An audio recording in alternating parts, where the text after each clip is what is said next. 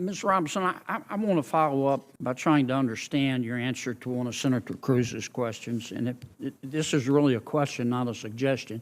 Do I understand your position to be that there are two sexes, but there can be more than two genders? I wouldn't even say two, and we've got Dr. Lopez here as well, but there's also the definition of intersex. I think that often in these conversations we're conflating sex and gender, and I do want to affirm here that trans women are women. That is their gender. But I'm trying to understand, do you make a distinction between sex and gender?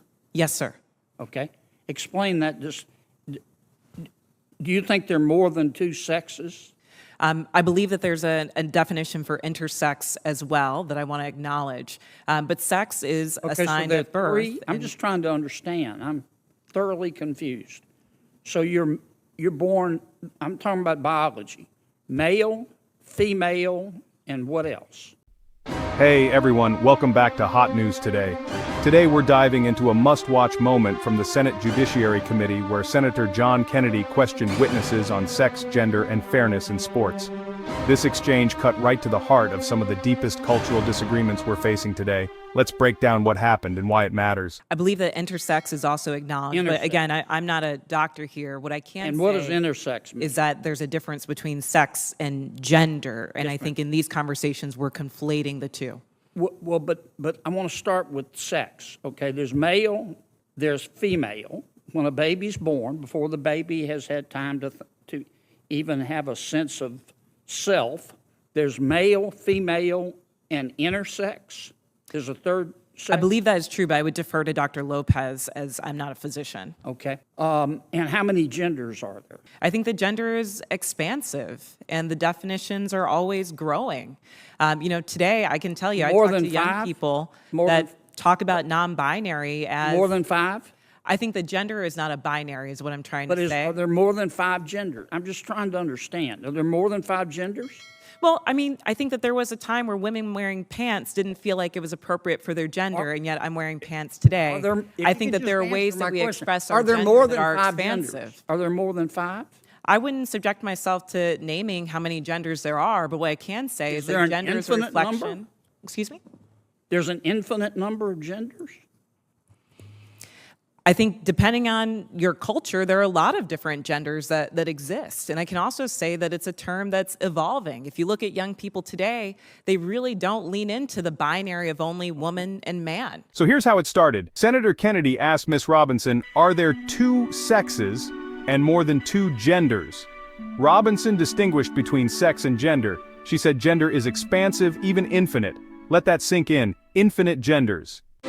If you find this conversation important, hit that subscribe button. We cover Capitol Hill, cultural debates, and controversial interviews. Click the bell to never miss an upload. The biology debate, Kennedy asked. Do biological males have an advantage over biological females in sports? Robinson hesitated, saying it's not always the case. Kennedy pressed again. Give me an example. Riley Gaines pointed out Serena and Venus lost to the 203 RD-ranked male tennis player. Gaines, a top swimmer, added her own experience. She was ranked higher than her husband in college, but he could still beat her. Gaines emphasized it was a biological reality, a point Kennedy used to question Robinson's claims. Biologically, do males have an advantage over females biologically in sports? Again, I'm not a physician and I can't speak to that. What's your real world experience? It depends. There are some people who are born male that I'm faster than if I were to sprint against them, and some that I'm not.